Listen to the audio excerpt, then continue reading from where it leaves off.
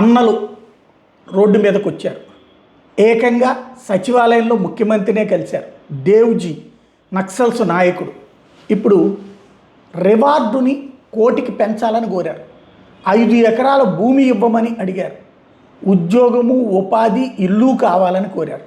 అంటే సాధారణ పేద ప్రజలు ఎవరైతే ఆర్థిక ఇబ్బందుల్లో ఉంటారో లేదా ఎదుగుదల లేక ఇబ్బంది పడుతుంటారో, డబుల్ బెడ్రూమ్ ఇల్లు ఇవ్వండి, ఓ స్థలం ఇవ్వండి, ఓ పొలం ఇవ్వండి అన్నటువంటిది ఈ డిమాండ్ని వాటిటి కోసం వాటిని పేదలకు అందించడం కోసం పోరాడామంటూ దశాబ్దాల తరబడి పోరాటం చేసి చివరికి పోలీసులకి లొంగిపోయినటువంటి దేవుజీ ఇప్పుడు ఆల్రెడీ 25 లక్షల రూపాయలు ప్రభుత్వం నుండి రివార్డు తీసుకున్నారు. అది 1 కోటికి పెంచమని అడుగుతున్నారు.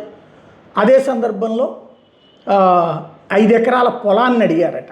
ఇవ్వనని రేవంత్ చెప్పారట, కుదరదని. అందుకని ఇల్లు, ఉద్యోగము, ఇతర అంశాలు ఇవ్వమని కోరాం అన్నటువంటి విషయం చెప్పుకొచ్చారు. అదే సందర్భంలో ప్రభుత్వం అనుమతిస్తే జైళ్లలో ఉన్నటువంటి మావోయిస్టుల్ని కలుసుకొస్తామని ప్రకటించారు. ఇక్కడ ఎవరి మీద గెలిచారో అర్థం కావట్లేదు. సచివాలయం లాంటి చోట్లకి అడుగు పెట్టాలంటే నక్సల్స్ని ఆయుధాలతో వస్తే కాల్చి చంపుతారు. లోపలికి అడుగు పెట్టగలిగినటువంటి దమ్ము ఉండదు, అవకాశం ఉండదు. అట్లాంటి చోటకి ఇప్పుడు ప్రజాస్వామ్యయుత వాతావరణం కాబట్టి రాగలిగారు, ముఖ్యమంత్రి ఎదురుగుండా కూర్చోగలిగారు నక్సల్ నేతలు.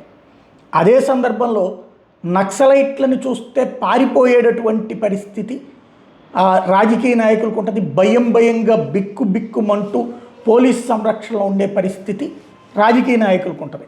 అలాంటి రాజకీయ నాయకులలో ముఖ్యమంత్రి అయినటువంటి రేవంత్ రెడ్డి ఇప్పుడు అదే నక్సల్స్ నేతల్ని ఎదురుగుండా కూర్చోబెట్టుకుని మాట్లాడారు. అంటే ప్రజాస్వామ్యం గెలిచింది ఓవరాల్గా. సేమ్ టైం ప్రజల కోరికలు, ఆకాంక్షలు అన్నటువంటిది నక్సల్ నాయకులకు కూడా ఉంటాయన్నటువంటి విషయం తేలింది.